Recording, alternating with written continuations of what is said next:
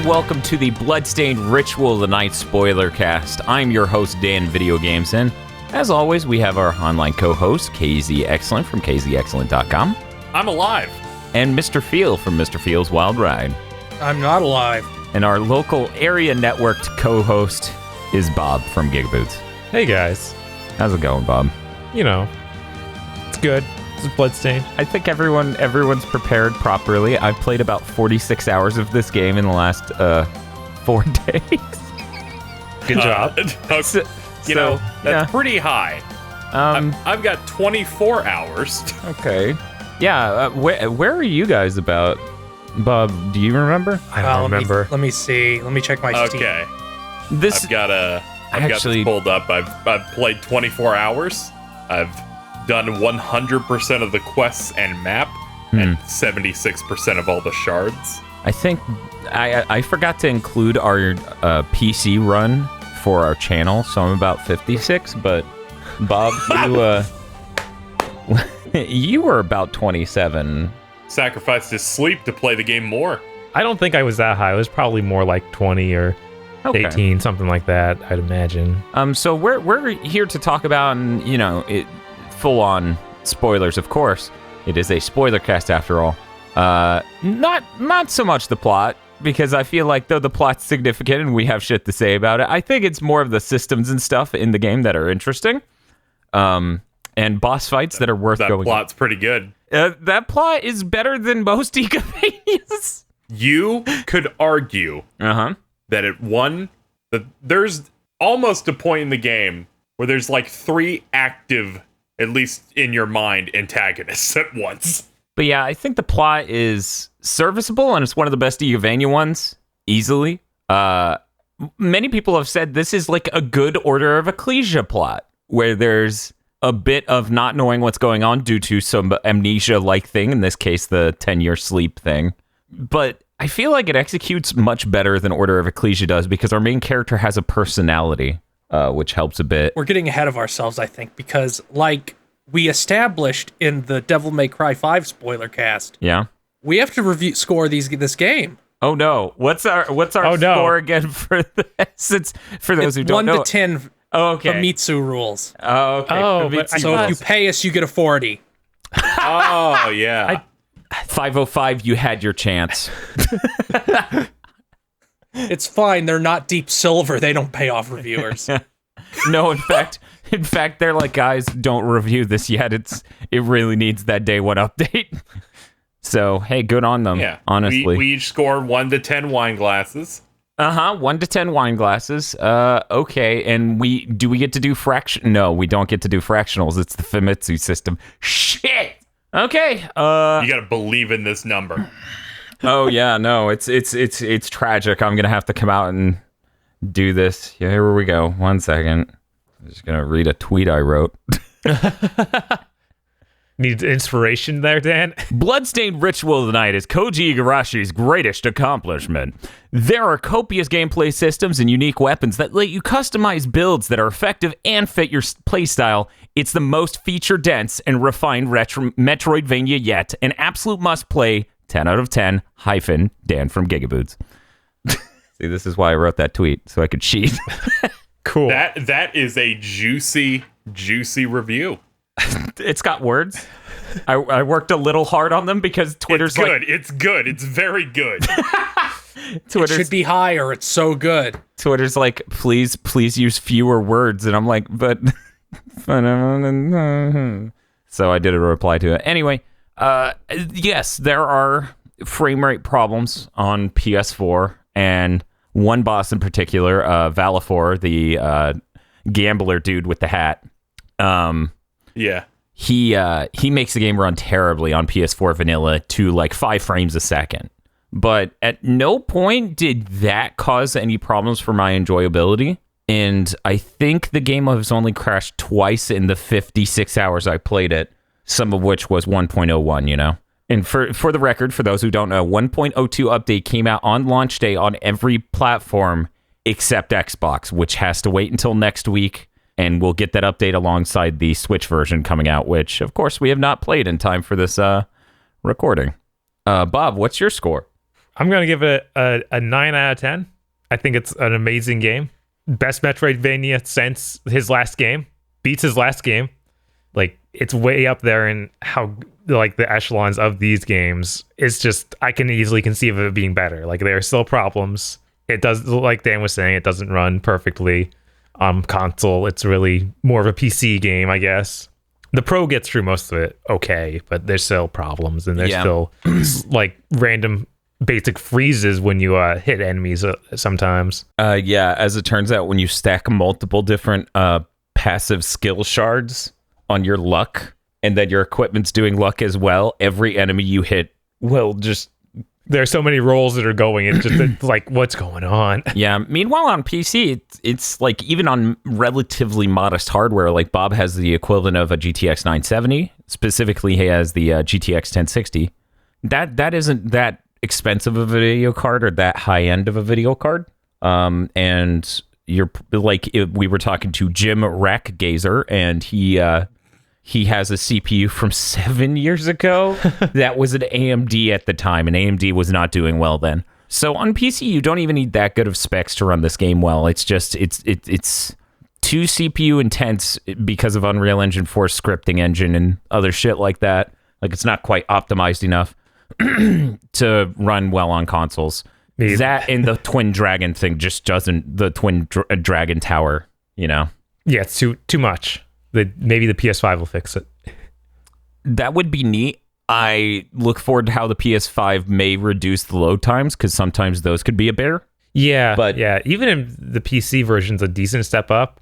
But even PC on a hard drive, like most rooms will load in a relatively normal amount of time. Right.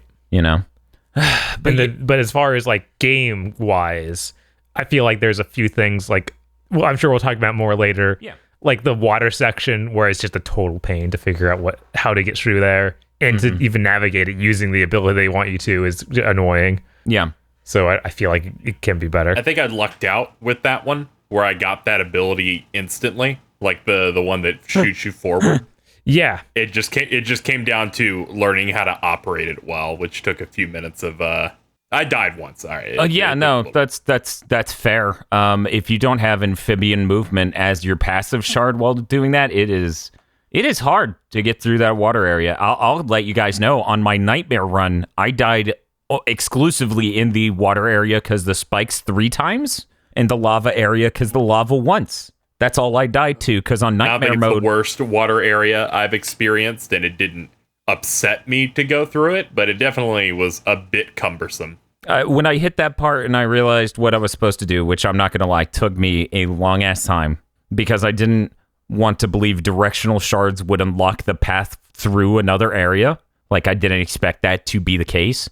I didn't hate the water part. In most Metroidvanias, you would come across a room where it was mandatory that you kill a thing, and you would get a soul for most Gigavanias. It would be mandatory to kill the thing. It would be a guaranteed soul drop, and then they would make you use it. This was intentionally more obfuscated. It was like Symphony of the Night. It was actually 100%. It felt like Symphony of the Night in that moment.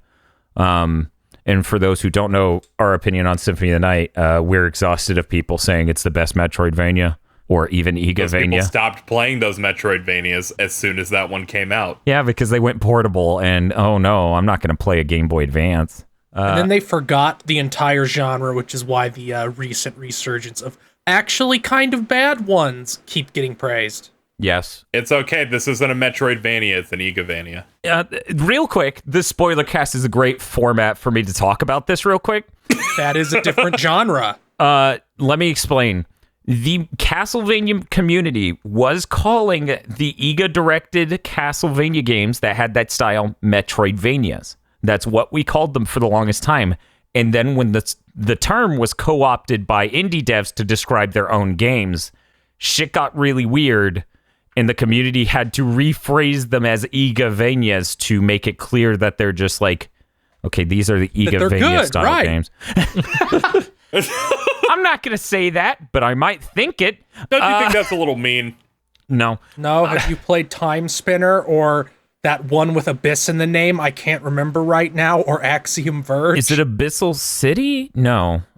No, but I bet they're awesome and epic. It's Abyssal City is in the title. But I also think Igavanias are a different genre from most of these, because most games don't have a crafting system or leveling. Yeah, or and that's been a reason to fight enemies. And that's been mine and Bob's problem with the term Metroidvania this whole time, is that it's all Metroid and no Vania. There's no leveling, you know? In many Metroidvania games, countless Metroidvania games, they don't really let you level, and that's insane. I feel like the games are a lot more challenging, too. Like, there's numerous times in any of these games where you'll come up on a moment where you're far away from a save point. Yeah. And you're just kind of doing your best. Oh, God. And then you lose your shit when you pick up an HP max up and you go, this is it. We can keep going. Second wind, boys. Which is really good when you're 75% through the game and go, oh, what do these Waystone things do? Oh my fucking Christ. Okay, moving on. Phil, what is your score? See, I will be clear. I made my review score based on how much I enjoyed it and how good of a game I think it is. I do not think it is a perfect game because, as Bob said, it could be better. It has performance problems, but I mean, we gave DMC 5 10s across the board, and I don't think that game's perfect. I'm going to give it. Well, I do. I'm going to give it a 9. It would have been an 8 if not for that 1.02 patch. Oh yeah, 1.01 was like my brother asked me the day it came out, basically, because I got the disc a day early, being a backer. He asked me how the game was, and based on 1.01, I kind of gave him this reticent, like, oh, it's really good. There are some shortcomings. Visually, some things don't look great, and other stuff. And then 1.02 came out, and I texted him back, and I was like, you need to buy this. Yeah, the 1.01 was really rough. Like, I got stuck in walls frequently. Like, I literally would go over a That room. happened to me.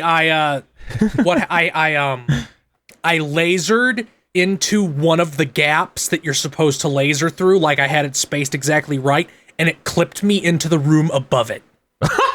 Right, and that's... I was just walking. I jumped into a new screen, and it just...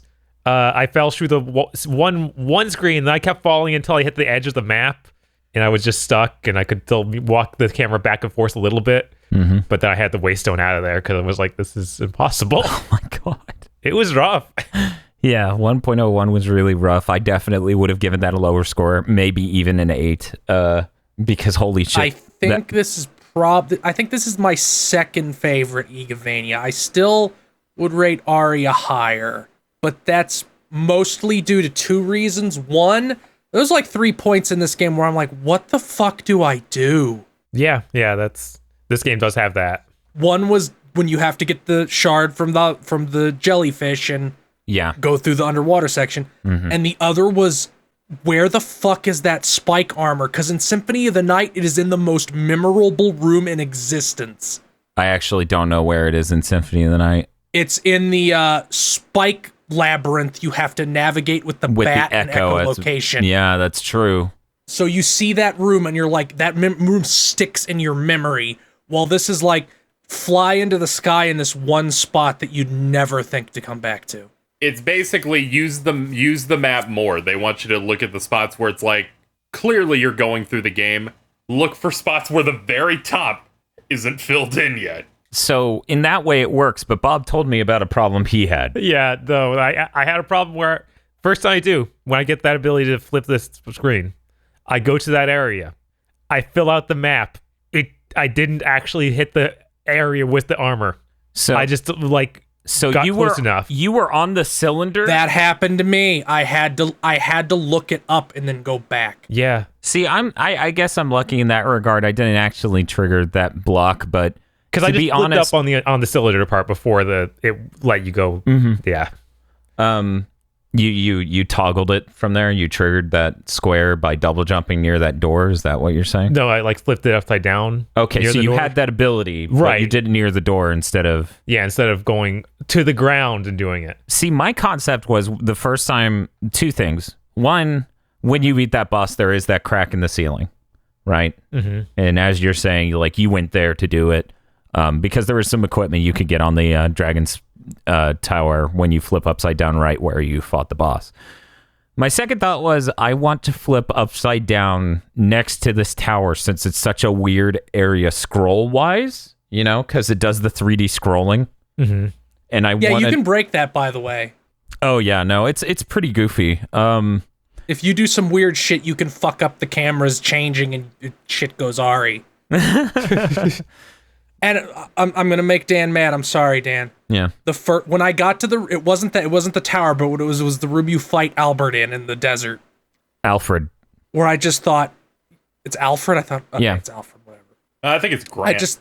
I just thought Alfred. I love Pandemonium on the PS1. Oh. Yeah. What? That's pretty funny. Have you never played that game, Casey? No, I play things like The Bouncer. Oh man, it's a 2D platformer with it's fucking terrible.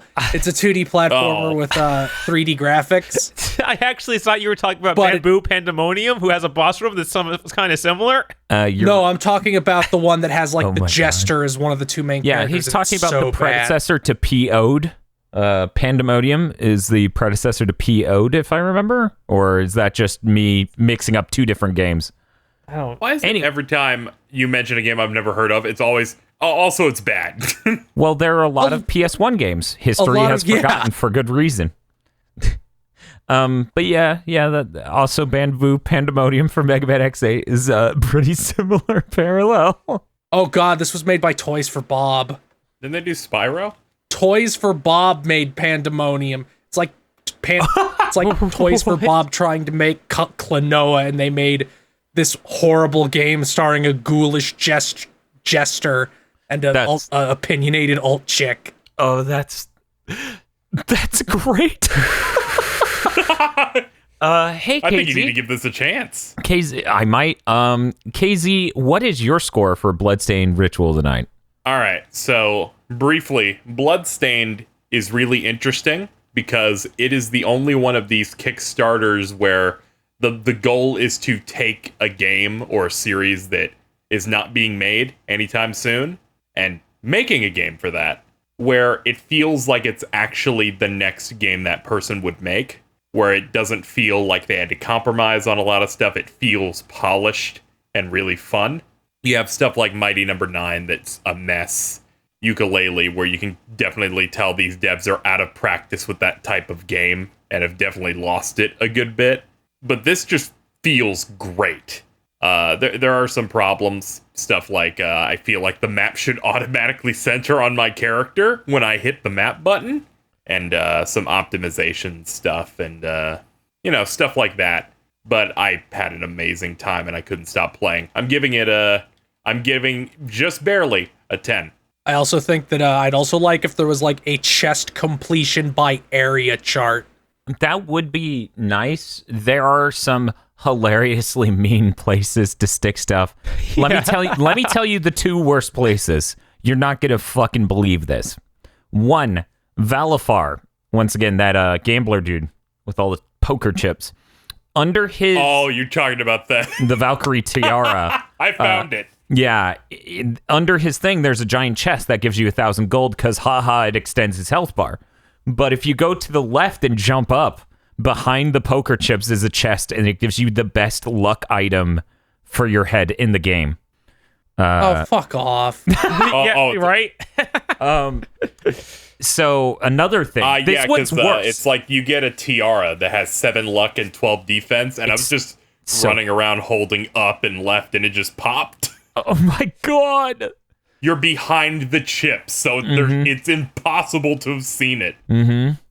Well, one of those secret rooms for 100% completion is off a save room, which is so mean. You say that, yet Harmony of Dissonance did that exact thing for the most powerful magic in the game. I think that's one of them missing. Map. I had to overlay your map on mine. Sure. And then just mash the remove layer thing and turning it on so I could finally see which 99.90 couldn't fucking room at all. I'd see this is a great thing. Bob also has this problem. For my years of playing Igavanias, I'm insanely good at comparing shapes really fast and figuring out what is the square I don't have. I played Circle of the Moon so much, you guys. And I'm over here like, oh, use that potion. Damn, Bob, that was poison. What? See, I didn't even use potions because it seemed like it was more cost effective to eat pizza. Yeah. I mean, yeah. Well, it's definitely more cost effective to eat pizza than poison yourself. Yes. You know why? That area, you know like why? that sand area where one touch poisons you was maddening. So the funny thing about that Hey, sand area, can't get ye good.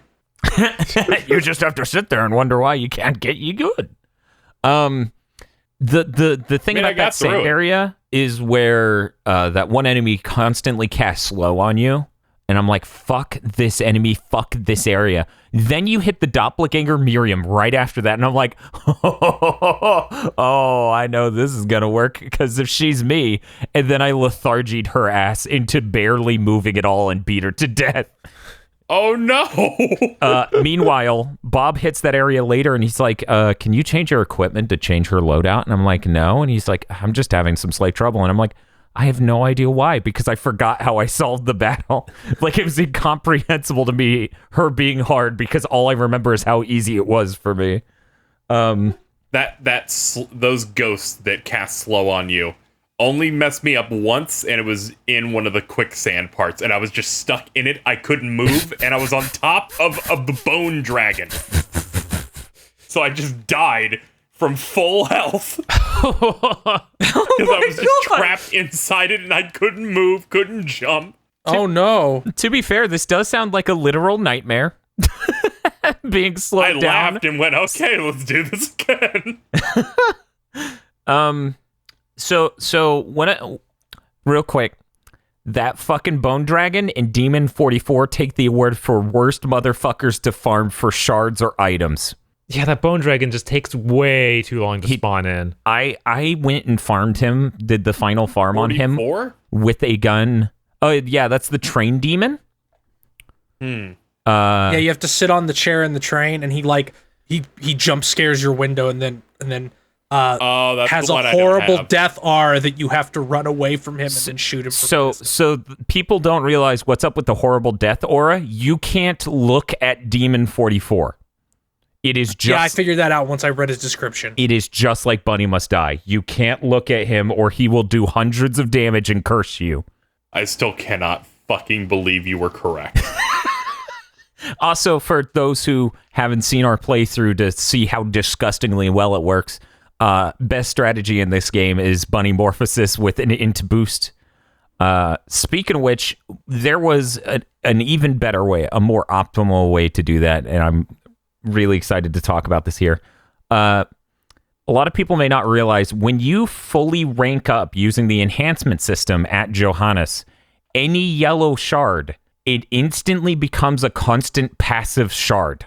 Like, yeah, I did hear about that. It gets added to that toggle. It gets added to the skill shard list, and it gives you every buff. So say you get sword expertise, you now have that, and you max that out. It's just there, and you can then switch to a different passive. And they stack. So, for example, we have Augment Luck. I fully leveled that. Its passive is constantly giving me 10 luck by equipping it as my passive on top of the passive skill. It is giving me another 10 luck. That's insane. It is so good. And then you get that. And then when you get access to the books, that's more luck.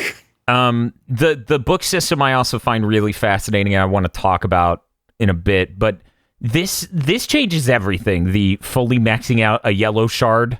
Like, guys, Optimizer of all fucking things gives me 87 attack just by capping it out. And it also makes every weapon in the game go faster now because it's a constant skill shard. So that plus ridiculous. I'm swinging my greatsword like it's a fucking rapier. That is how fast I could swing it by maxing out Greatsword, maxing out Optimizer, maxing out Augment Strength, which also raises your attack speed as its rank up ability. So you don't even need to go and farm for Augment Strength Shards, though I would recommend it because, of course, it's adding like 10 strength when it's maxed out. You can just rank that up, enhance it through Johannes, and it will make every weapon in the game swing faster. It is so good. There are so many systems in this game between the techniques, the book system, the skills shards, and then that on top of it.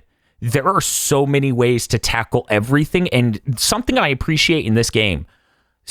When I play Dawn of Sorrow, when I play other ones, the Greatsword is so much more powerful, and the other weapons don't have a lot to balance it out, right? Like, there's no special techniques with the normal weapons in Dawn of Sorrow to help it be as viable as a Greatsword. But in this game, katanas have like 7 techniques. They have like 5 or 6 techniques. It's nuts.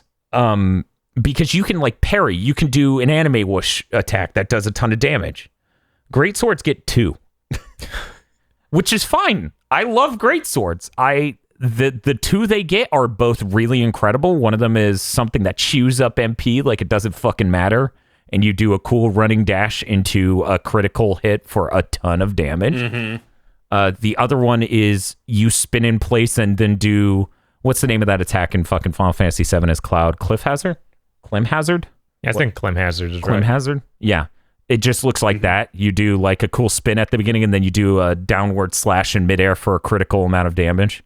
Also, I really like how the technique system works in this, where you can read the books on the shelves to read what they are, and then those books will permanently be added to your journals, so you can just read through. And then the first time you execute any of those moves, it instantly adds it to your techniques journal, and you can build up the mastery. Because when you fully master any technique, let me restart this. Techniques are almost always specific to sets of weapons, if not always. So, like, certain techniques will work on these 3 swords, or those 4 swords, or this one specific sword. Once you max that out, you can use it on anything. So, guys, let me tell you how the end game looks. The end game looks like this. There is one gun that gets you rapid fire as a technique. You fucking master that, and then you go equip the fucking gun with heat-seeking bullets. It is disgustingly great. Between that, the things that raise your attack speed as passive shards, oh my god. Why don't you explain how that skill system works? Because you blew my fucking mind when you told it to me a minute ago. The skill shards or the technique? The weapon skills. Okay, so the weapon techniques, they have Street Fighter style inputs. So like, rapidly hitting square, down forward hit. As you go through the game, the way you find out about them, other than mashing buttons on every single weapon you pick up, is on bookshelves, you will pick up journals. Now, a lot of the journals are are titled The Journal of an Unnamed Alchemist, Volume 5. But the rest of them are just like power slash, and then it tells you how to do it and tells you what weapons you can do that with. So you go to that weapon, you do that technique, and now it is in the techniques part of your menu forever, and it has a mastery gauge on the right. So you go and you kill a bunch of things with that technique, and you will get a gold star and master it completely. Now you can use it on any weapon of that type. So I'm at 80.9% techniques learned. I don't have them all yet. That's what I'm doing after this. I have like 5 different katana techniques, and now I can use them across every katana. Yeah, when you first find the katana was parrying, that's the only katana that can use it. But after you master it, you can just use it on any. You can just bring that up along the way, and that great swords. Some of my swords had the running technique that crit, but not all of them. And now, because I've mastered that, all of them do. It's a really great system.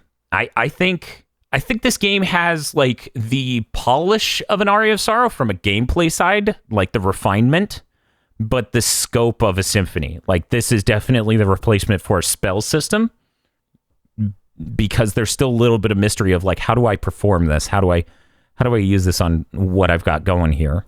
And its special inputs. Right, and the special inputs work way better. Yeah, they work way better. I do appreciate that what was it, John Schwando or whatever, John Huando over on Twitter was talking about the inputs are more old school style, so it doesn't have input buffering, and I'm like, good. That's what I like when it just, I like it. It feels good. It feels good to pull these off much better than Symphony, which felt nightmarish. Which you could never rely on them ever. No. Yeah. It's a tragedy. It would have been great if that was fixed in any re-release ever. I think I successfully did the move where you suck health from everybody like once. When I was a kid, I could do that somewhat reliably, but nowadays I really can't. Just, it's such a weird, the way it does inputs is really strange. So while you were talking about the techniques, I was doing the most basic one with the sword weapon, which they teach you almost immediately, where if you do a quarter circle on the attack button, you kind of like go in for a big, wider strike. Mm-hmm. But when you use different weapons, a lot of the near endgame or the bigger weapons, it really, they put a lot of work into some of these, like the, I don't know how to say this one, Phlegaric, which is a holy sword. When you do it, you do the slash, but then it shoots out a disc of light horizontally. Yep. There's so many. I use the... Oh, it's so good. I use the encrypted orchid, which is just the purple lightsaber, and doing that one, as you land, a bolt of lightning shoots straight down at your target. It's good. Like right at the impact. And then Blue Rose, which is the sword on the cover art. Mm-hmm. When you do that one, it then shoots out 5 or 6 icicles in like a cone direction, like diagonally up. And see, that's the sort of like dense variety and polish built into the ideas here that I really like. Like, it's so dense with stuff like that. I really like it. And that's it's a good way to make every weapon like feel unique, even though they're in the exact same category. Right. Like it makes it feel like Symphony, where a lot of moves had very unique moves to them, and it never felt like I'm using this weapon, which has a higher number than the other weapon, and that's why I'm using it. You know? Every time I got a new weapon, I was always like trying to find something that can do, because it became kind of a compulsion of like, I need to know. I'm going to use this one until I've mastered that. Even if it's a bad weapon, I'm going to keep using that until I got that technique mastered so I can move it on to the next one. Yeah. Because it's really neat. Yeah, no, it's really neat. Also, I should have mentioned earlier, and I apologize, a key part of that heat-seeking diamond bullet build I was talking about is dependent on you having the recycle hat, which you get from the old lady for feeding her her endless sating her endless hunger. Yeah, it's the end of her quest line, which I haven't done because I don't know where the recipe is. Miriam was her soup I kitchen. went through that today. Like, I spent all of this morning going through that saga, and eventually she's just like, give me some of the best shit in the world. And you're just like, where there's bitch. like a 2% drop rate on some of these. And you're like, bitch, I'm gonna need you to sit your ass down. This bitch wants you to do like 18 food quests. She's like, all right, I'm gonna take a nap. Yeah. Here, have a garbage hat that makes it so you have infinite ammo on every gun. It's such a fucking ammo type. It's such a fucking cool hat, because when you put it on, it now is perfectly framed in the pause menu to cover her eyes like a badass. Like she's got it. It is tilted so down. perfect. It's another example of how, unlike a lot of games, Iga's games aren't afraid of just letting you rip them wide open if you put work into it. Right. It's like, whatever, our ammo system, you don't have to care about it anymore. We'll just wear this hat. Who cares about balance once you've done every single thing in the game? Just give people clown shoes shit. Yeah, I mean, the silver power you ring. get clown shoes in this game. There are You do. shoes that squeak when you move, and they put little band-aids on her ankles. Yep. What were you saying, Bob? I was gonna say, me and Dan were talking about how hilarious it would be if the end of Dark Souls was like the end of an Iga game. It would be amazing. Those games would be fantastic if you were just like, no. Suddenly it controls like a platinum game. you unlock the jump button. Don't get me hype. Don't get me hype. I mean, I'm even just here for Black Panther Soul showing up in Dark Souls. I wish. The movement by the end of this game is the most absurd in just how strong you are. Yeah. Because combining high jump with accelerator, you fly. You can fly. And you can get... I believe one of the passive skill shards actually makes your movement faster. I could be wrong. But at very least, one of the books does. One of the books makes you... Two of the books do. So yeah. You're and then you can put on the belt that does it. And then you can level up and rank up the fucking accelerator shard. It's ridiculous. But yeah, here's another thing about how the end game looks on this, and it's fucking beautiful. So since I have all of these resists as my passive, by default, every elemental attack I have resist 40 for, which is a ton. But also there's the side effect of all of these resists is occasionally nullify blank damage. So poison, darkness, light, thunder, ice, slashing, striking, thrusting, all of those, when I am hit, there is a chance it will do nothing. And that chance is actually really fucking high. There's also some stats that go onto your, or some side effects that go onto your double jump, invert, and high jump that make you invincible at the moment that you execute it. Yeah. So if you're trying to escape really something, good. Yeah, you're trying to escape something, you can high jump and hope that either you moved out of the way and or just completely nullified the damage.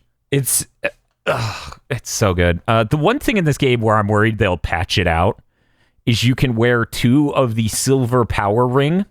Silver Power Ring, a ring that increases attack power in proportion to the number of enemies you have slain. By throwing 2 of those on my character right now, I am gaining, 170 attack. Because I've killed 14,000 enemies. I mean, you can't even get 2 until your second playthrough, can you? Correct. But it just... No, I ended up with 2. Oh, did you? Is it because of patch shenanigans?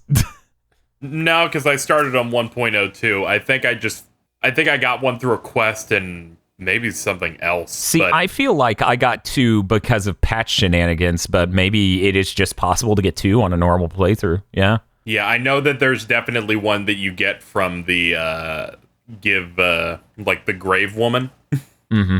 And I had already had one, so they definitely don't have to worry about like having to do a second playthrough for it. I also thought stuff like the 8-Bit Nightmare book would be only 1. Yeah. But I think I have like 3. Yeah, every time you fight that boss, you farm for that. And I think someone may give you one at one point. I can't remember who or why. The old woman you feed. Oh yeah, she gives it to you on like right. the second to last one. She just gives you it. She holds an 8-Bit Nightmare for some reason. I like that the old woman's like, oh man, remember the old days when I had my crepes and my ramen noodles and my... Lady, what's your life? I got the ramen from Nippon. She's like, nah, man, I need that real shit, that real Nipponese noodles. That's so good. It's like, what the fuck is with this old lady? I do love every time. When Phil was first doing the food quest, I was a little concerned because he couldn't figure out what kind of spaghetti this bitch wanted, so it made me think that it'd be kind of hard to figure it out. No, they just expect you to find a lot of specific recipes for it to even show up as something you can make. Most of them you have to find. I had to go find the pasta recipe. Yeah.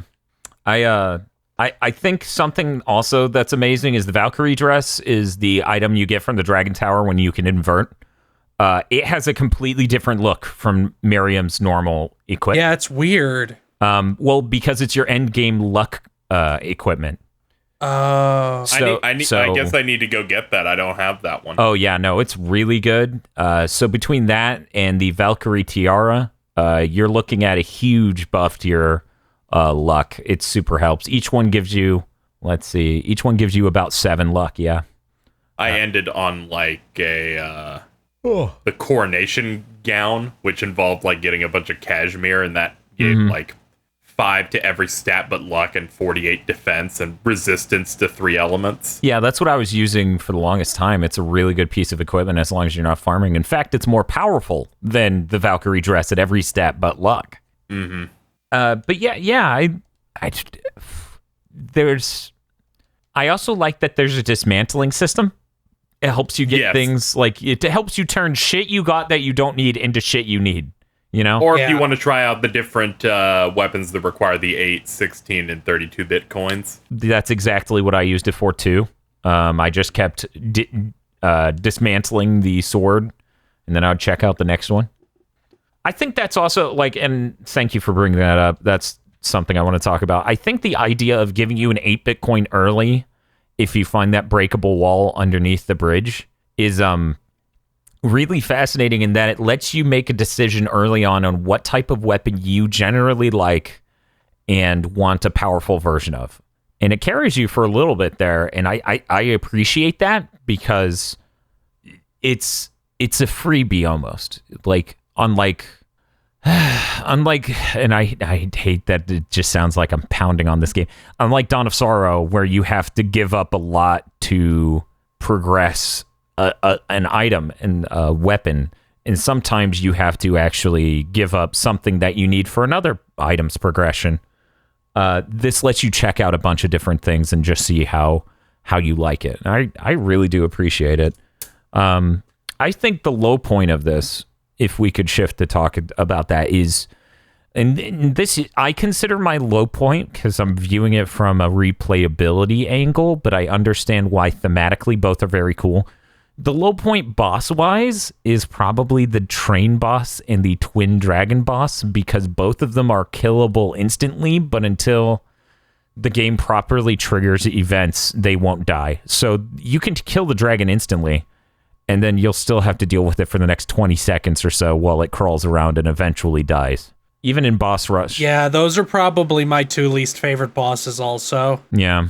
I was never strong enough to, like, get throttled in that way. See, So that's the thing, though. You may not know that because by the time it starts moving the first time, it's taken a certain amount of damage. The only way you would know is if you had the gauge glasses, which you wouldn't know by that point, or you wouldn't have by that point. Yeah, I did see those where it just, instead of showing the damage you deal with each hit, it just has a constant number counting down. Yeah, it just shows its health. Their health, yeah, per hit. And that's a really neat item. I appreciate it. But it also does just surface, hey, this boss is dead, but it needs to do the cutscene cool moment. I think overall, though, like, fighting the dragon sucks more than fighting the train on replays, but the whole train sequence runs so poorly and is dependent on Zanget's getting around in a timely manner. It's not as problematic or bad as it could be, but I think that's one of the low points. Bob, what do you think is sort of the lower point of this game? I feel like that's right up there. That and then the part where I couldn't find the spike armor, but we've been over what happened there. Oopsie. But yeah, the train is definitely a little rough. And I ended up just looking at the boss while Zangetsu killed it and was like, okay, I guess that's kind of all right. I guess this is an all right moment. So when I went up to try and hit it, it's like, I do hardly any damage compared to what he does. I'll just back off. Yeah. And then he killed it with 20 seconds left. And I was like, okay, that was just a barely moment. The first time I did that fight, I was on 1.01. I think you were too, right? Yes. Yeah. It did not look good. It did not look good. Two, it didn't trigger ripping his mask off for me. So I got a game over from a timeout due to that. Right. Yeah, you were telling me about that. I saved a video of it. Every time this game did a funny glitch, I saved a video. I think I saved a video of a few times I fell through the ground. Good. That's a good collage. Yeah. Or compilation, rather. I had a fun experience on the train section of not realizing I was supposed to hit him in the tongue before like the mask was off, because the way I saw it, I was like, I'm doing 1 and he's doing a lot of damage. Maybe it's just to like show the power gap. Zangetsu is really cool. Not at all. I still got it with like 10 seconds left, so it made it more thrilling. I really had no problem with the train segment.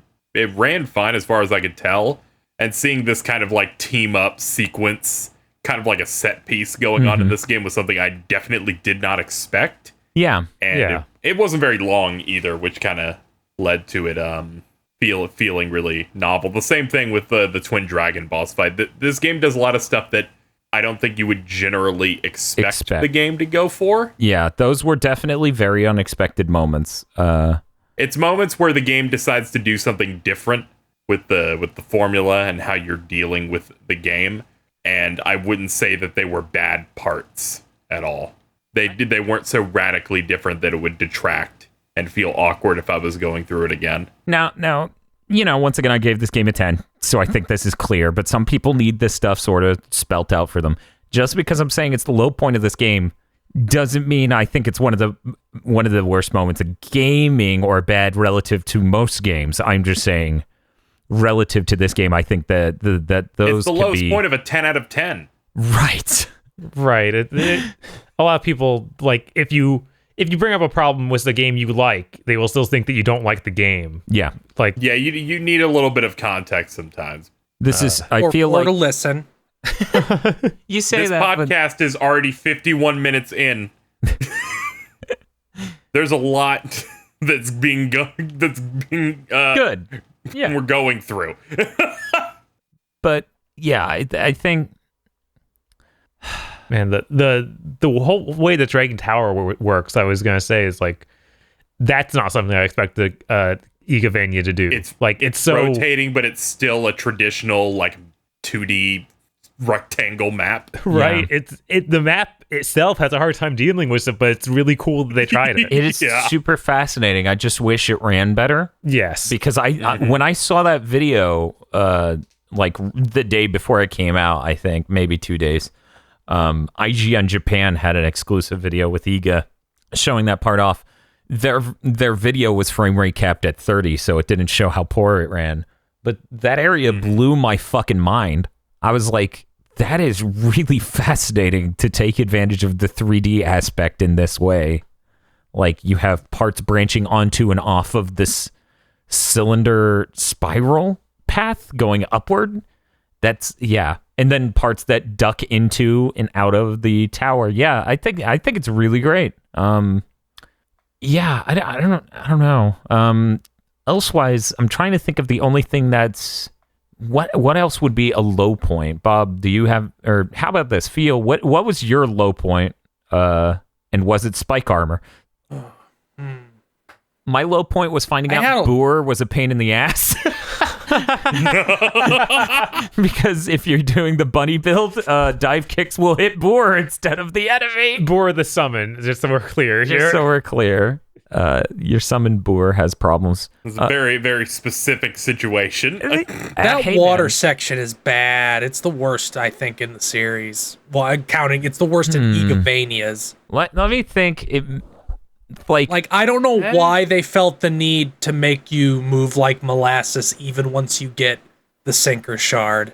Technically in the room where you get that aqua stream ability, so that way you can move underwater, it has the horse that's moving quickly. I know, but I think it would be better to not have a shard that is make your movement not bad. I can understand that. Yeah, I feel like you should have started moving faster than you did, and the shard should help you move like faster than normal. Like, you should start moving like half speed instead of a quarter speed or whatever they knock you all the way down to when you're underwater. They knock you so down, and like your jumps are nothing too. I think that's the main problem for me, because even if you max out amphibian speed, the jumps are just garbage. Little tiny baby hops. It's it's like a fifth of your jump height. Even if you use high jump underwater, it's not even your full jump height. Wow. Yeah, so I think that could get retooled. I think aside from the what the fuck am I doing? Where the fuck do I go? What do you mean the progression is based on getting this directional shard from this motherfucking squid monster thing? I think aside from the weird mystery that is that, I don't mind that area terribly, but it is definitely a problem on replays on higher difficulty because spikes do 60% of your health bar. They do? On higher difficulties, they do more percent. Oh, on higher difficulties. Yeah, no, I think it does a fifth of your health bar on normal, but on higher difficulties, it does an insane amount. It's around that much. It's nuts. Maybe it's 40%, but either way, I could only take 2 hits from that, and then the tiniest nudge from an enemy, and I would die on Nightmare. But yeah, I think it's really neat to have an area where your traversal is based on that directional shard. I think the amount of spikes they put in to make it difficult kind of sucks, and that the spikes shoot out and back. Like it's yeah, they really want you to. It's a pretty tough pattern too. Yeah, actually, timing felt a little tight. Yeah, it definitely was one of the harder parts, but that's why you keep a full pantry of food on you, and the moment you start taking damage, you just stuff some beef curry down your fucking mouth. Miriam's like, oh god, I need to eat these Pop-Tarts fast or I'm gonna bleed out. Please add that to the next Call of Duty. Wet. She's like, oh no, I only have one flavor, brown sugar. Miriam's like, I only have one more takeout box of Golden Corral. What am I gonna do? It's really funny. Phil was talking about how it's more cost effective to get food. Not only that, but once you're Daddy Warbucks and you have all the fucking money, there is a 3 item cap on EX potions. There is a 99 item cap on every food item. So I bought 43 beef Just curries. cram yourself full of pizzas. She's like, potions when you got Nutrigrain bars. So she's going through the underwater spike-filled area eating pizza. Yeah, she's saying cowabunga, Bob. I think you're right. You could change her skin to green, right? Yes. Oh, no. We haven't even talked about Change your skin to green and give her the witch hat and make her Gruntilda. Gruntilda's bad ending mode. I do. By the way, this game has really great customization options. Yeah. I didn't expect it to have. Yeah, they Shout said out to Todd, who also levels up. Yes, Todd is the best. Dude, yeah, the barber leveling up is such a fucking great touch. I love everything with that dude. And I was surprised by the amount of variety they give you in hairstyles and colors and things like that. It was you can give Miriam weird demon eyes. Yeah, no, that's cool as shit. We did that for our PC playthrough live stream. Yeah, I found myself going back to him like every hour or so and just changing, making my character look just cause. Yeah, you're constantly getting the heir apparent items, which it's a very good title. It's a very good title that makes people who don't know the game think I'm pronouncing the H in the word heir. It's a very good title though. But yeah, so here's the one thing for me. I feel like this is a good soundtrack. It's a really great soundtrack, and it's a really good soundtrack. Each area I really enjoyed. If you had to pick one song right now, we go with each person. What would you pick? Like a highlight song. I feel like I'm a sucker for the upbeat sort of tunes they always do in Clock Tower areas. Like Aria of Sorrow's Clock Tower theme is one of the best in the entire franchise, and the Dragon Tower theme here really matches that. Oh, it's so good. Yeah, Gears of Fortune, I think it's called. Gears of Fortune is my favorite track. It's a really good one. Also, I do a really great moment in this game is when you're fighting Gremory and you equip the Zangetsu, it fucking changes to like a Japanese shamisen rock theme. Oh, really? That's the only weapon I used at that point. Oh, yeah. If you aren't using that, it uses the more epic boss theme. But the moment you switch in battle to the Zangetsu, it just starts blaring shamisen. That's the coolest kind of touch. That and the fact that weapon does crits 100% of the time. Yes. It's so great. Especially if you're using like the techniques and stuff with it, A song I would highlight is the rock ass theme they use for the Inferno caves. Oh yeah, that's a good theme. I hate that area, but it's a good theme. That area it's a little bit rough. That area is also weirdly short. It's like 4 screens. I think they realize people don't like it. I mean, here's the thing. Like it feels like 6 screens. I liked it more than the Oriental Lab, but it's actually about the same size as every other area. It's surprising because you would think it's really tiny. It feels really tiny, but it's about the same size as what was it? Another down point to this game. There is the underground alchemy lab and the secret alchemy lab. There's so many labs. And then there's the Weeaboo lab. Yeah. And then you're like, Zangetsu, how'd you get so strong? And he goes, my senpai taught me. when going through, that was probably my least favorite one to go through in my first run because I felt overwhelmed by the sheer amount of enemies at some points. Yeah, the Oriental Lab is rough. Huh. Like I was also probably a little bit under-leveled, and just the sheer amount of dudes they throw at you. I found that area to be tougher, but I liked it. I liked it being. I think like I think it's a good area, but on my first time, it just took me a while to like get through it. That's weird. Did you run out of MP and untransformed from being a bunny? Is that what the problem was, or? No, I was probably using the fire greatsword by that point that you pick up in the Inferno cave. It was pretty good. Yeah, it's not bad. Bob, what was your opinion on that area? I kept the only part I screwed up on was I went to the carpenter on accident. And I was kind of upset that he's gonna pound your fat open. Yeah, he's tough, and there's no save point near him. So it was like, okay, so this is bad. So here's the thing. I think they changed where the carpenter key is in 1.02 to be after that point. Probably. Yes, I did not get that key. I did not have it. The game glitched out a little bit because I was able to fight Millionaire like long before that should have been a thing. The Millionaire's Bane. Yeah, the Millionaire's Bane. Yeah, Millionaire's Bane. I didn't get that key for a while. Millionaire's Bane. I had basically none of the keys till almost the end of the game. Yeah, that's what 1.02 the only did. one of those keys. Yeah, the only one of those keys I got was when you fight, right before you fight Jeeble. I had gotten the Celeste key. Yeah, which doesn't have an enemy behind it. Which I don't know when they expect you to fight that specific fight. Like in general? So here's the thing. Most people don't realize this on your first playthrough. You don't have to go to that area remotely. Like, you can do it right before you can do it after you get the Zangetsu. You can literally walk your ass from the Oriental Alchemy Lab straight right and go into that area because there's an entrance from the cathedral. The newest thing that I got at that point, I think was double jump, or was the laser. It's the laser. One of you have to have the laser to get in. Yeah, that was the newest thing I had done since then. So yeah, I barely even like scratched the game before I reached that, and then got the bad ending. And that's the thing. That area actually has a lot of spikes and stuff, so it makes sense to tackle it after you get the Aegis armor. And really, if you're walking there from the Oriental Alchemy Lab, you could teleport from the Oriental Alchemy Lab to the actually maybe you can't. Now that I'm looking at this, I'm thinking about it.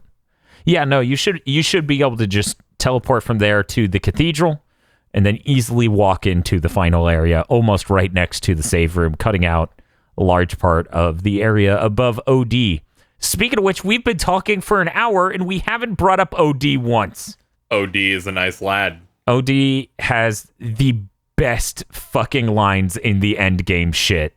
His secret stuff made me scream. It was so funny.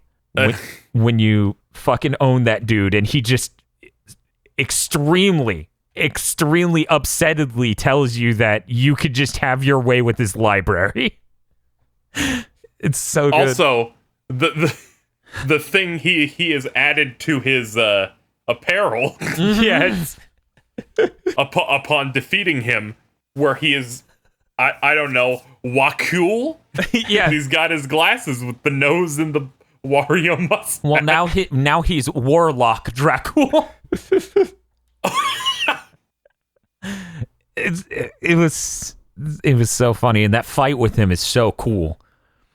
You know what's cool, Bob? What's that? Very original JoJo's idea for the power set. JoJo's it's got some really cool stuff.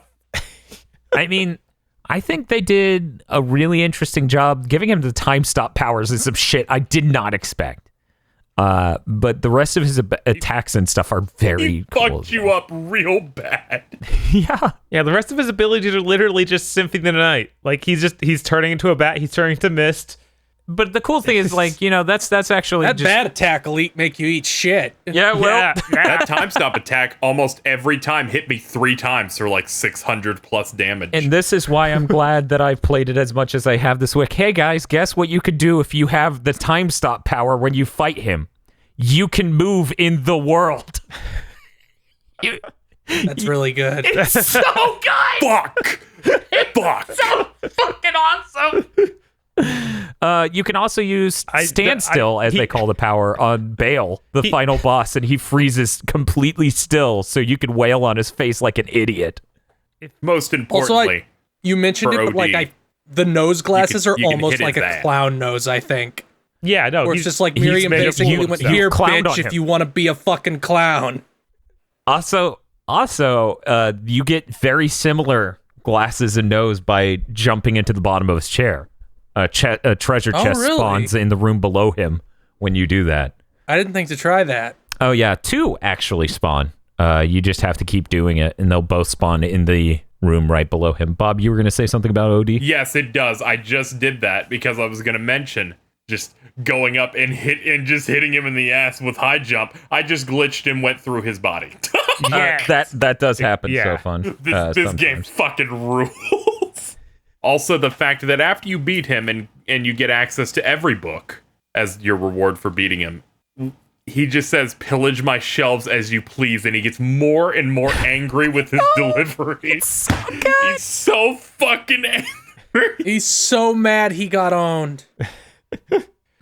But yeah, I was gonna ask if when you do this standstill while he does it, does he have a special voice line or anything? No, he doesn't, weirdly enough. All right. I did expect him to go, what? That exact symphony read. Yeah, no, his delivery, death is too good of a punishment for you, just made me Miriam just fucking oops. Right? Yeah, how much, like, the perfect delivery. Miriam has like such weirdly flippant delivery in every single interaction that isn't part of the story. Like the subquest where you have to keep saving the British man and she's just increasingly frustrated with him. I mean, to be fair, She's gonna murder this dude. if I was dealing with this Benjamin. castle's bullshit and Benjamin kept getting lost after I gave him my valuable waystones, valuable That costs 100 it gold. only costs 100 gold, but valuable in the sense that Benjamin doesn't deserve them. and he should know better by now. Right? He's like, I'm leaving. You're gonna be stuck here now. You have to have the last power in the game to get him the last time. He's just like, oh, I was gonna go home, but I thought about tasty ramen, and he just fucking ended up. I remembered this place. I heard it once Oriental called Sorcery Glorious Lab. Nippon, and I was like, oh my god.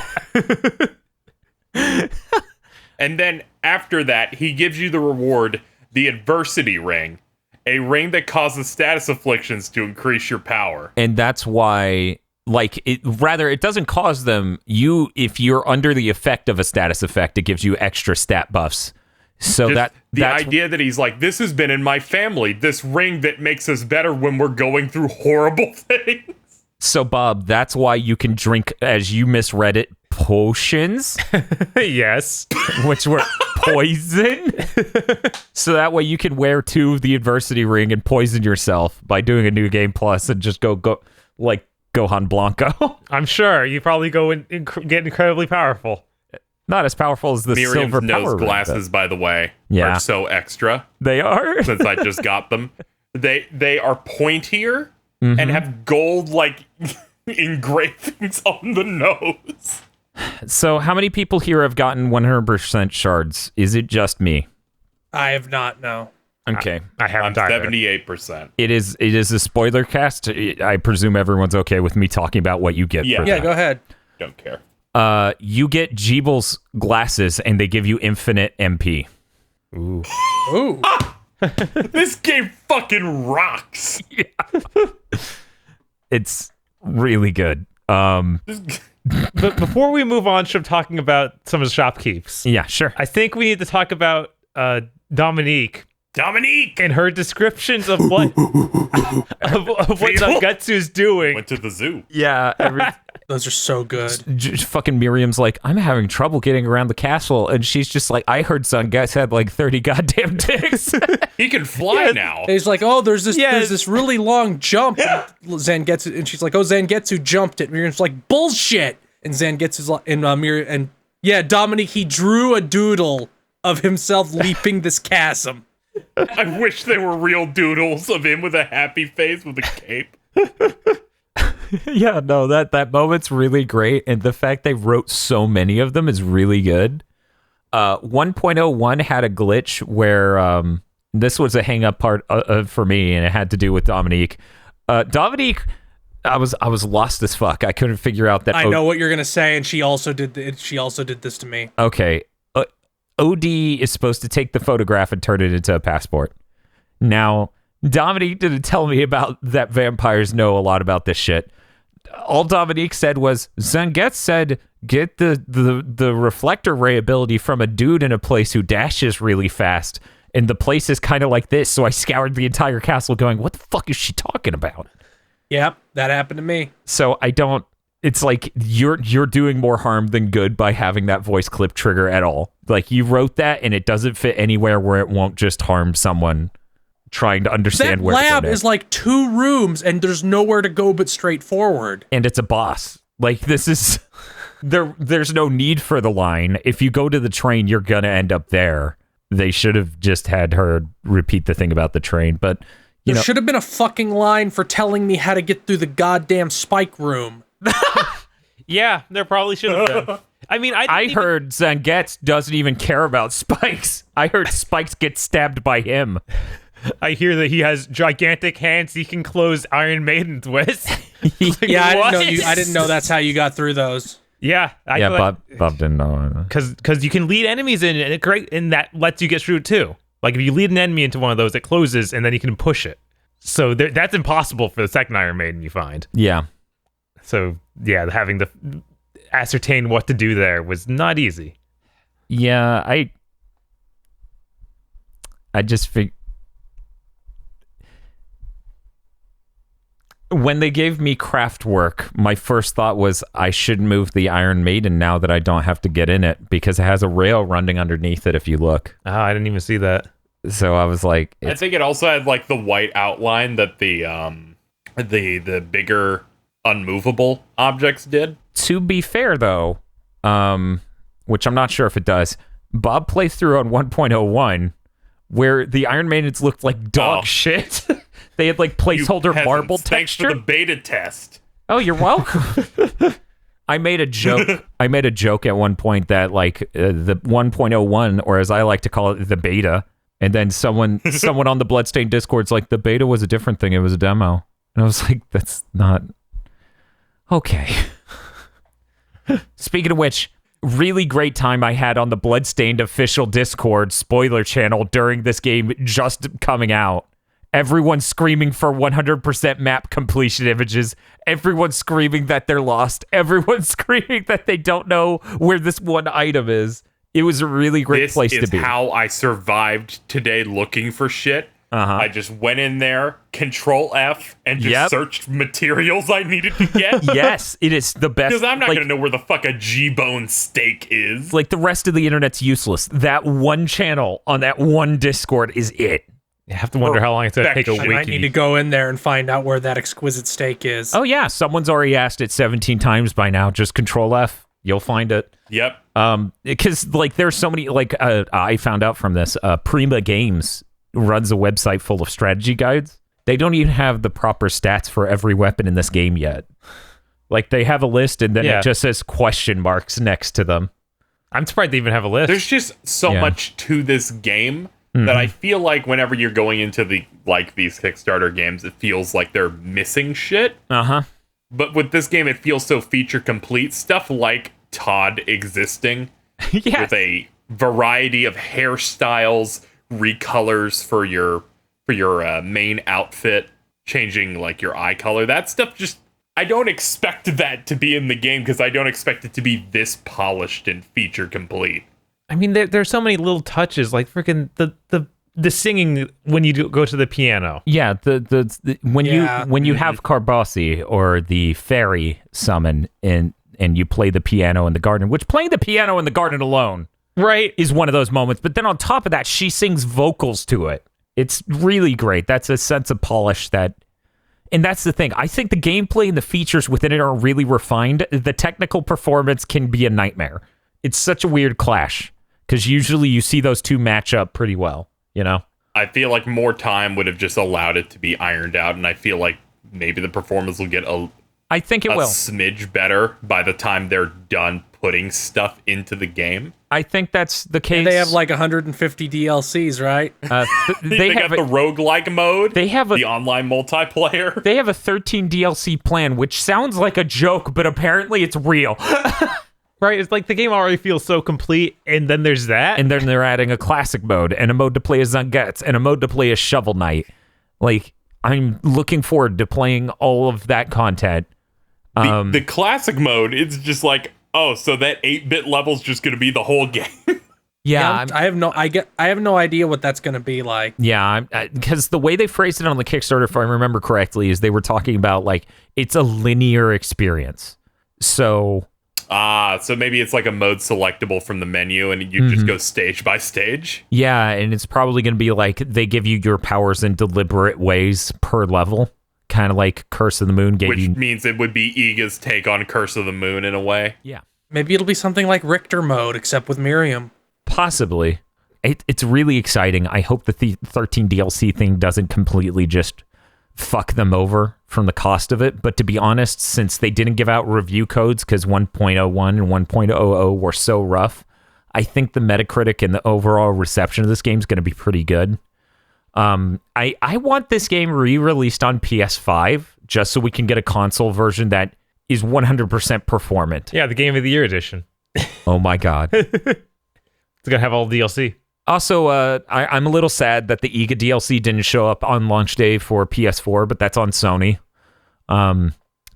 Just like how the codes came a day late, also a Sony thing. Sorry, Casey. No, after hearing what happened with this patch thing, I would have played before the patch hit. Nah.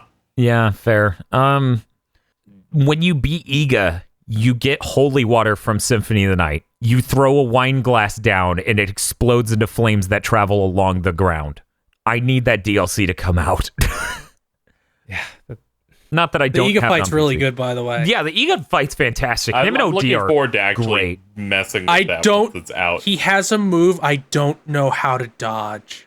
I know which one you're talking about, and all I can think about is using a directional shard dimensional shift behind him. Oh, because yeah, maybe covers, that's it, because that's he all covers I can think every of. floor Again, with the fire spikes. Then again, you could always use the world. Oh, does that work on his magic? That works on every magic in the game. It's so good. Yeah. Hey, Bob. Hey, what's up? Anything we haven't covered yet that you want to talk about? Oh, man. I was going to say one thing that would help. Mm-hmm. All the shopkeep should be in one room. See, if Please. the load times weren't so awful, it would be, I could tolerate See, I didn't even think that because I'm playing on PC and I have a solid state drive. Right? And that's a privilege you get. But no, I don't. Humble brag. I need them to be standing literally shoulder to shoulder. But Bob, then you can't. I need unique cutscene. I need that area outside the shop stab music. Yeah, that'd be nice too. Yeah, that'd be nice. Especially if it could be like some insane throwback to Bloodlines, the song from Rondo of Blood. Like if it could just be a rip-roaring fucking in guitar. music form are pretty good when you reach Jeeble's area and it just plays the God. Castlevania death noise. I'm just and glad then turns it into the intro of a song. I'm just glad that you noticed that without me saying anything, because I noticed that shit all the time. Like, but it's hard to explain I noticed to it people. the first time I played. I'm like, there's no way he's going this hard. For those, Power Man 5000. For those who haven't heard it or noticed it, the Hall of Termination has a theme that the notes literally start as do do do do do do do do. I didn't even but notice. It's on And strings. it just turns into a real song. I need to go to hear this. Yeah, it takes a violin and it goes down that whole do do do do do do do do, and then it builds up and it's like moo do do do do do do do, and then the song happens, and it's like, holy shit. There's one other song where I was like, this is too close. But I can't remember which one it is. You're flying too close to the sun, Iga. You can make like jokes where people are like, man, Iga's ripping off Castlevania too much, even though he's a big guy with it. Where you're like, whatever, Dracula, fucking Konami owns that. But this song, like this jingle, See, that's when he's going a little hard, and I loved it. I'm glad. Do it again. I'm totes cool with it just because it's not ripping the entire song. It's just one riff from the song that builds into something else. Like, it's not a Yuzo Koshiro situation where he's like, I heard the song in a club. I put it in my game. And admittedly, it's like a 2-second thing, but man, is it so cool. It's really neat, and I appreciate it. I've been spending most of the Spoilercast staring at this badass hat that old lady gives you. Like, it's hanging a cool-looking cross off of the back end. The Iga fight, Dan. I can't believe he's actually there. Like, voice, it's just, right? Talking it's to you from what I saw from your stream. Yeah, he's just like, as long as they call me, I will resurrect. Like, yeah, my good. Does that mean every Bloodstained game's gonna have him in it?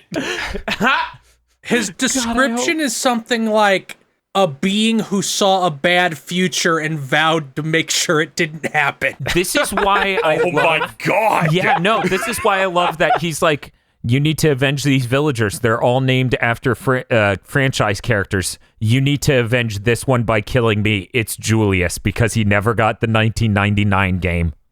And I'm like, oh, fuck. This game isn't real. It's not. It's fucking not. It's fiction. You made it up. This isn't real. Wake up, Dan. Not this time. Yeah, no, this is a really fantastic game. Another small touch: if you change the color of Bloodless, the boss will change what color her entire outfit is. So when I feel like her attacks too, because I did go through her when she was like purple. Yeah. What was it? We changed her to white for our live stream, and then people called her Milkless. That's better than the other. No, we're sticking with Milkless, good sir. Man, I should take the save file, Bob. Yeah. Back it up real quick, and then drop my version back to version 1.01, and just make a comparison videos of how much better the demons and bosses look.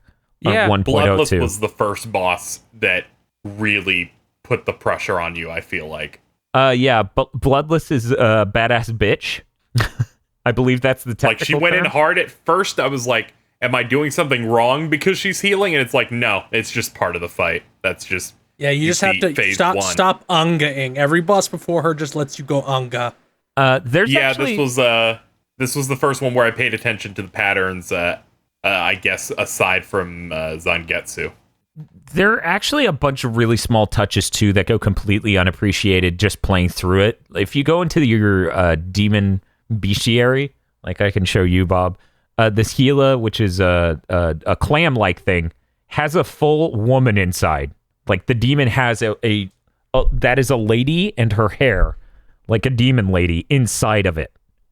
And from a side profile, you'd never really notice. Huh. That's really weird. Because it just looks like, there's clam flesh and little tendril-y things connecting it is how it looks from a side profile. And then you go first person, you're like, oh, that's a demon lady. That makes more sense with the name they're using, I'm pretty sure, for the demons. Also, I love that since Castlevania is built on, normal demons from mythology, you can get your classics in here. You can get very specific things like Tamako Death. Tamako Death being the guitar player in the Livre Ex Machina. I love when there's just an enemy that makes literally zero sense and they just puts it in. Yeah. I think that's the major tonal difference between Symphony of the Night and the later games. Because, like, Symphony of the Night doesn't have a ton of joke characters, but then you get to, like, Dawn of Sorrow, and it's like, if you want to catch this Yeti... villains. Dan, I feel like when you go play Symphony of the Night, and there is now a 3D modeled, bullhead or something that spins and it just goes up and down. Yeah, but no, that's a joke. No, that's cutting edge 3D technology, sir. Him and the beam skeleton, which the beam skeleton's too funny to be anything but a joke. Awesome. I don't know what you're talking about. That's a badass bitch. Also, I really hope that Iga regains the rights to the IP of skeletons in the next game, because the Morts weren't doing it for me. The Morts really aren't a replacement, but it's I kind of think they are. No. I'm saying they're not. Oh, effective. you mean in terms of quality? They're not effective as a they replacement. suck. I want to think that he's just trying to do a 3D skeleton takes too many polygons if you want it to look good, so he stopped. Maybe something like that happened. Maybe. Shout out to my favorite technique, which is with the spear techniques or spear weapons, I believe, where you just do a running charge the whole time you hold that button. And it just keeps hitting them and bouncing you back. I need to use a spear weapon. I really didn't throughout the whole game. I used it for a little while because I got the shovel from Shovel Knight. Yeah. And it was way better than anything else I had. Oh, nice. You really have to give a shit about spacing with the spear because it starts like a Miriam length away from her. Yeah. Yeah. So if you're right up something's ass, it won't hit them at all. I really like the two swords that are on a single branching crafting path. I believe it's the Fragarok and the Rydal. It looks like Soul Blade and Soul Calibur. And they're both on the same crafting path. It's really cool. But yeah, is there anything else you want to bring up, Mr. Field, before we end this spoiler cast? I mean, we haven't talked about the story at all. Yeah, I think that's... What are you talking about? We talked about the part where Zangetsu was really cool and learned to fly. Like, I feel like we have to at least talk about the story a little bit. Sure. I like the story of this game. Yeah. As I said, it's one of Iga's best stories ever. Every character was unique, and as somebody was talking about earlier, there's a moment where any number of people could have been the bad guy. Like everyone feels like an enemy for a short bit there. Because you have this moment where right after Jeeble ends up dying, you end up unlocking the portal to the Behemoth area, and for at least 10 seconds you have three villains that don't seem to be working with each other, between Dominique, between Alfred and Gremory. And Gremory, where until they say what's going on and who was the actual good guy, you have like three things you'll have to push through potentially. Mm-hmm. Which I think is interesting, because I think Iga knows that everyone doesn't expect to have a traditional big bad that is shown at the very beginning of the game, because he never lets that happen. Our gamer premonitions were just nonstop. Yeah, he's totally the villain. This is the most. Gebel sucks. I killed Jebel 30% of the way through the game. Yeah, no. I think I like Jebel, but he's not a strong villain. Like, that's not his thing. He's the tragic dude. I appreciate that Jeebel's voice actor's performance, where he spends Ray Chase. Yeah, he spends the whole Ray Chase. Yes. He spends the whole game trying to sound cool and badass because he's like, gain the powers of the Shards, then come and fight me. And then the moment you break the spell, he's like, Miriam. And he dies. Ma'am. The end. It's sad though. It's a sad moment. It's not completely unwarranted like certain games that and narrative that basically turns on the studio applause sign, but it says be sad. I feel like it's a little bit more earned here because you hear about their backstory and stuff as you talk to Johannes and other things. And you hear from like the beginning, as soon as you beat the tutorial area, she goes, I can feel the good part of them immediately. Yeah. Yeah, I feel like that moment that's in like all these types of stories definitely felt earned here. The one problem I'd say with the narrative is they put the suspicious moment with Dominique in way too early, I feel like. Where it's at that point I'm like, well, she's got to be like the big twist one, right? Because they give her one scene where she's acting shifty. Yeah. I still thought it was going to be Johannes, because I was like, Dominique is too shady. Right, too obvious. Meanwhile, Johannes is practically Otacon levels of pathetic. Yeah, so you expected him to become Otacon's dad. Yes. I thought he'd steal that book and be like, now I will become the demon. See, I expected it to be like this moment of Alfred's like, yeah, no, Dominique's evil. And then you go to see Dominique and she's like, Alfred played you like a fucking fiddle. And now Alfred is like super demon because he's absorbed the Liber Legatus. I was like, okay, I could see this going that way. The Igavanias in the past have. He's just a giant evil book with a face on it. This has like every single Iga thing because Grimmery and Jeevil are basically Isaac and his innocent devil. Yes. I can't remember if his innocent devil was manipulating him. I think the will of Dracula I don't think was. It wasn't, but it looked very similar to like Jeevil and Grimmery. So like what you're a deliberate saying, attempt to evoke that. So what you're saying is Jeeble should have been basically pantsless and without a shirt. That's what I'm hearing here. I can get on for this. I mean, the Grimmery boss fight's basically his death. Like, just straight up. Yes. Grimmery is super obviously. I mean, we can't have Field get horny again. He already did that earlier. Meant to be death.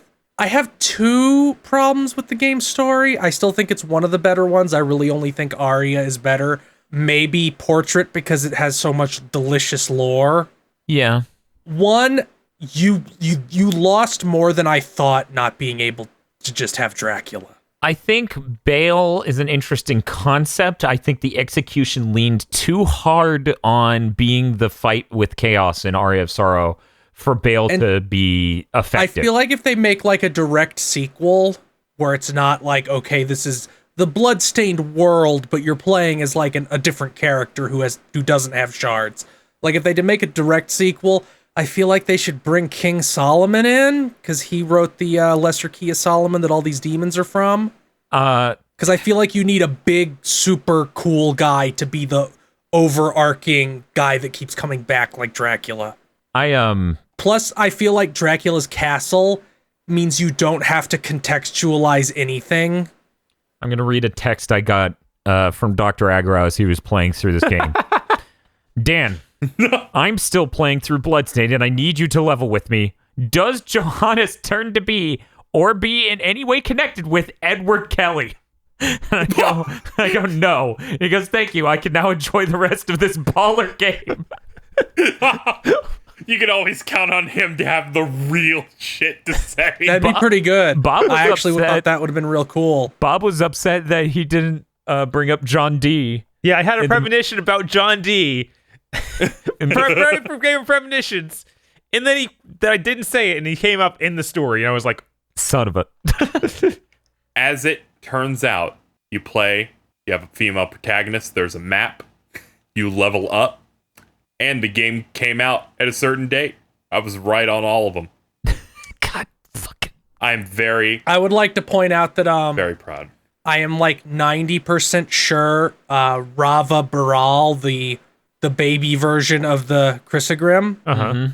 Yeah. I'm pretty sure that's Tolkien Elvish. Yeah. Oh. I wouldn't doubt it. Did anyone else get the super version? oh yeah, I got that. That is real good. I love that it takes Rava 4 of the Balar. baby one to make it. Yeah. For the baby one, you need to get the Inbrood Fang, which drops off the slot machine boss. Uh-huh. And like some other, I think like Crimsonite or some very rare stuff. But I did it, and boy, does it feel satisfying. Yeah, no, flying around with acceleration, on top of sword expertise, and you're doing so much damage so fast. It's great. Rava means unfettered and uncontrolled, and Valor is power in Oh, that's good. That's Tolkien real good. Elvish. That's really good. So many small, great touches. Zangetsu's death is weird and bad. Yeah, I didn't believe that he was dead. Like I didn't know he was dead. That did not seem like a death. That seemed like, oh, he was getting banished to the Grimmery zone and he would come back once. What if he did, and then he'll come back in a future game? Yeah, I hope that happens right. because as it is, his story arc is basically, I can't get revenge because I'm too cool.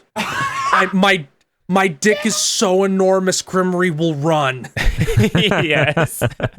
I like the idea of maybe a smaller scale game where it's you play as Zangetsu. Get him out of hell. Let me explain. The platinum-made action game will center around Zangetsu. When's the anime? I think that the Zangetsu DLC might be him getting out of there. Yeah, I think it might. That would be so after good the if game. it's actual story stuff in there that like expands on it instead of just you're going through the campaign with limited or no story in it, and you're playing as a different character. Yeah, I'd love like Yeah, if Gregory like sealed him into a separate, because she has the whole thing of like dimension shifting. If he was shown into another dimension's castle, and it basically is just the same castle again, but he has to deal with it now. Remixed. I would be because okay. It's just so weird. He's like, you never, if you play the game normally and you aren't Dan, you never do as much damage as him. You don't even come close. See, that's why Miriam's name is X, because her potential is unlimited. This is really good. Plus, I like how he Akuma teleports around and leaves explosions. So good. Also, again, I never avoided taking damage to that. Every time he did it, it always fucking hit me. That's why that boss fight was so hard for me. I don't understand. You should have had your accelerator shard before you fought him. This is what... No. You should have had your katana and then parried I didn't have high jump either, Dan. Oh, weird. It's almost like you don't get those until the area after. But yeah, Bob points out you can parry. And you can do the teleport dash if you have the katana, and then you just I also panic and move around. I don't like stand still, so I just ended up jumping into them even when I was, in the gap. It's okay. But it's okay, Casey. That's what your 5th playthrough's for. That one's gonna happen very soon. Mm-hmm. Since we're talking about that boss, I wanted us to each person to go through what's your favorite boss, because I have mine already. Okay, go ahead. As it turns out, my favorite is probably Gremory. Yeah. I liked this. I like how balanced it was toward inverting constantly with the arms coming out of the ground and moving across the area. The beams, so you'd have to invert and then slide under them. And just in general, it was a nice remix but fresh version of fighting this game's death. And I just really liked that fight. I really like that fight as well. There's a lot of things about it. And if you're using the Zangetsu, you can do the anime dash through her as another evasive maneuver. Mm-hmm. Like, there's a lot of... That fight's designed really well. But I think I may have to go with OD. Not because, Symphony of the Night fan service, but I love the fact that his character is the final endgame boss because he's furious you took his book out of the castle. Which is another weird Castlevania thing, because I immediately thought of Castlevania 64. Oh, yeah, you were talking about the merchant. Yeah. But it just, I love that he spends the whole game just telling you, be sure to return it. It's not a bookshop. And then when he gets that book and you take it out, he specifically says, that book is especially important to me. Be sure to return it. Like, and just how strong he is compared to everything else before that. Like, I have the stats up. Dominique has almost 5,000 HP. Yeah, 4989. Bale has 4,444. Yep. And then OD has 10,000. 10,000. Yeah. And he has resistances to everything but holy. Some of those resistances are 100%. So and his pattern is really good. Like, his attack pattern keeps you moving at all times. It changes what you need to do in each moment. And you don't even need stand still to prep yourself in the corner of the room to dodge the world. I think lore-wise, his place in the whole game and the reason for the fight, and then the fight itself and the challenge it presented were all really great, and I enjoyed it the most. It is the most perfect part of this game. If I were to... The setup, who the character is voiced by, how funny it is. Yeah. And then after the fight, when you talk to him... Yes. Pillage my shelves as you please. You're alive? Vampire, remember? All right. If I were to give a second place, it would be to the Doppelganger, because that fight was hilarious. The part where I just used lethargy and she got owned. You just opened its ass up. I was like, oh man. Because it was by this point in the game that I realized it was doing an even better job than most Igavanias about incentivizing you using shards intelligently. So, since I just spent the entire last area getting slowed over and over and over, I'm like, this shit's gonna work, isn't it? It's too bad this game does not have the equivalent of you putting the weird plant thing on Dmitry Blinov in Dawn of Sorrow. That basically is that moment, because you slow her down like it stacks if you keep spraying her. You slow her down that the entire boss fight becomes her doing one jump, and she gets almost halfway done with it. It's amazing. But yeah, so that's my second place. Bob, what was your favorite boss fight? One of mine was legitimately the doppelganger boss fight, but for a completely different reason. Because it challenged Bob. Yeah, that was actually like the first time the game seriously challenged me. Like her patterns were really tough. Yes. She was incredibly hard to actually get through. That's what I hear. Because I was under-leveled, I was pretty sure. But it was a lot of fun learning it. Mm-hmm. Other than that, the 8-Bit Nightmare boss is actually pretty neat. Yeah, like, that one actually is. 8-Bit he's like Sans. Shut the Look, I don't know about that, but I get it. Some of his attack patterns are the same as Sans. You know the part where the fire pillars come up from the top and the bottom? Uh-huh. And they form like a channel you have to jump through. That's one of Sans' attacks, basically. You have to do that in Undertale, but that's just moving a character up and down. This, you gotta like time your jump. In the Sans fight, he hits you with a thing that gives you gravity, and you have a jump button. Oh yeah. But yeah, there's also. But yes, the 8-Bit Nightmare has a great attack Everybody okay? pattern. It's a great fight. I love that fight. That whole 8-Bit area is really neat. It's one of the few times someone's tried to do that, and I thought it looked exceptional.